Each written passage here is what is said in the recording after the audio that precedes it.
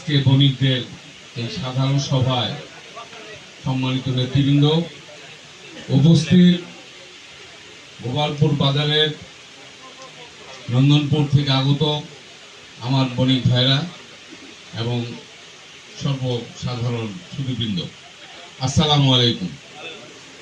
দীর্ঘক্ষণ বক্তব্য হয়েছে, গোপালপুরের উন্নয়ন, আইন শৃঙ্খলা ইত্যাদি নিয়ে কথা হয়েছে। আমি শুরুতেই বলেছি 17 বছর গণতন্ত্র ছিল না দেশে। যে দেশে গণতন্ত্র থাকে না সে দেশের সঠিক উন্নয়ন হয় না, ঠিক কিনা?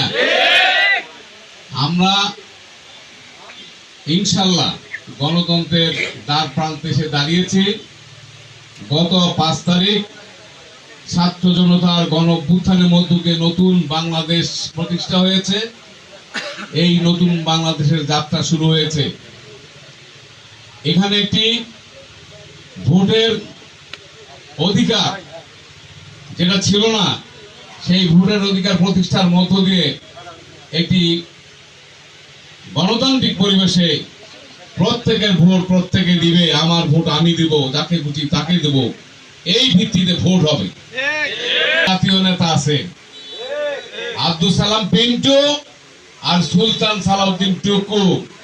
টাঙ্গাইল ডিস্ট্রিক্টের কোন উপজেলায় কি আর আছে? এই দুইজন জাতীয় নেতা আমাদের সামনে থাকবে, আমরা তাদের পিছনে থাকব। ইনশাআল্লাহ দুইজনেই মন্ত্রিত্বের মর্যাদা থাকবে। এই গোপালপুরের উন্নয়ন কিভাবে করতে হয়, আমাদের শুধু একটা শর্ত থাকতে হবে, আমাদের ঐক্যবদ্ধতা। আমরা যদি ঐক্যবদ্ধ থাকি উন্নয়নের কোনো অভাব হবে না। আমি একটু উদাহরণ দিতে চাই। 1991 সালে টাঙ্গাইল ডিস্ট্রিক্টে 4 জন মন্ত্রী ছিল না?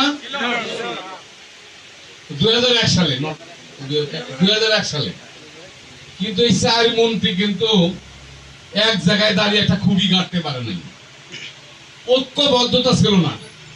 যার ফলে 4টি মন্ত্রী থাকার ফলে আমরা আফসোস করেছি আমাদের টাঙ্গাইলের কোনো উন্নয়ন হয়নি সেই সময়। আজকে সেই জন্য ঐক্যবদ্ধতাটা অত্যন্ত জরুরি। এইটা গেলে কি উন্নয়ন হবে? আমাদের এখানে নানা ধরনের ব্যবসায়িক ইন্টারঅ্যাকশন হবে। এখানে এই 4 মন্ত্রী যদি এক থাকতো, যমুনার পূর্ব পারে ইপিজেড হইতো না? যমুনার পূর্ব পারে অনেক বেকারত্ব দূর হতো।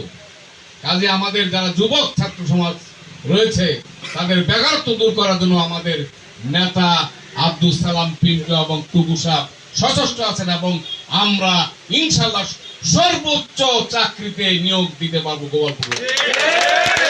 সেই দিকে আমাদের যা কিছু পৌরসভা থেকে করা হয়েছিল আব্দুল কাদের কবির উজ্জ্বল সাহেব করেছিল। এরপর আমিও যেটুকু পেরেছি করেছি, কিন্তু আওয়ামী লীগের কোন ওই মেয়র নিজেদের পেট ফুলানো ছাড়া অন্য কোন উন্নয়নের কাজ করে না। এই গোপালপুর পৌরসভায় আজকে আধুনিক ডিজিটাল লাইটিং হওয়ার কথা। 1 নং আজকে প্রথম শ্রেণীর পৌরসভা, এখানে আপনার কিন্তু ডিজিটাল লাইট থাকার কথা।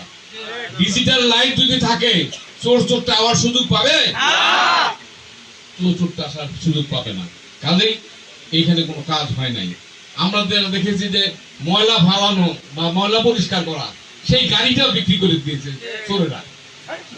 এটা আমি ইদানিং শুনলাম যে সেই গাড়িটাও নাকি ওই পৌরসভার চোরেরা বিক্রি করে দিয়েছে।